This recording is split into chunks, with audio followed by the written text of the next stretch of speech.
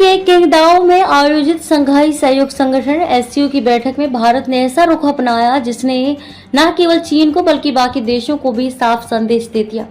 आतंकवाद पर भारत अब बिल्कुल भी नरमी नहीं बरतेगा।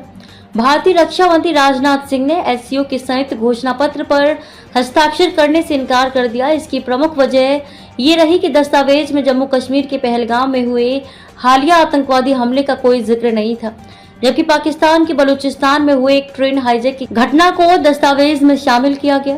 वीडियो फुटेज से ये साफ देखा गया कि राजनाथ सिंह कलम एक तरफ रखते हैं और दस्तावेज पर साइन नहीं करते। इससे भारत का सख्त संदेश गया कि वे आतंकवाद पर दोहरे मापदंडों को स्वीकार नहीं करेगा। विदेश मंत्रालय के प्रवक्ता रणधीर जायसवाल ने स्पष्ट किया कि भारत चाहता था कि आतंकवाद पर वास्तविक चिंता इस दस्तावेज में दिखाई दे, लेकिन एक देश इस पर सहमत नहीं था। परिणाम स्वरूप संयुक्त घोषणा पत्र पारित नहीं हो सका। एससीओ पर परंपरागत रूप से चीन और रूस का प्रभाव रहा है और 2022 के बाद से रूस यूक्रेन युद्ध के चलते चीन की पकड़ और मजबूत हुई है।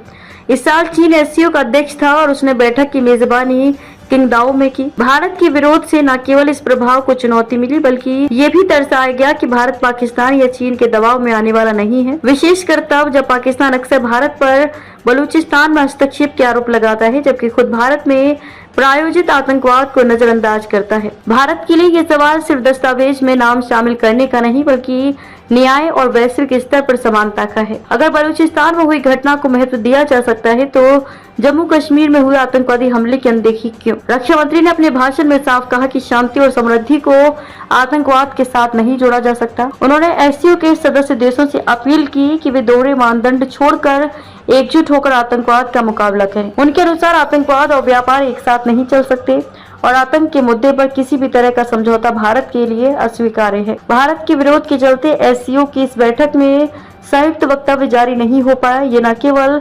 कूटनीतिक स्तर पर बड़ी बात है बल्कि ये दर्शाता है कि भारत अब अंतर्राष्ट्रीय मंचों पर न सिर्फ मौजूद है बल्कि प्रभावशाली भूमिका निभा रहा है।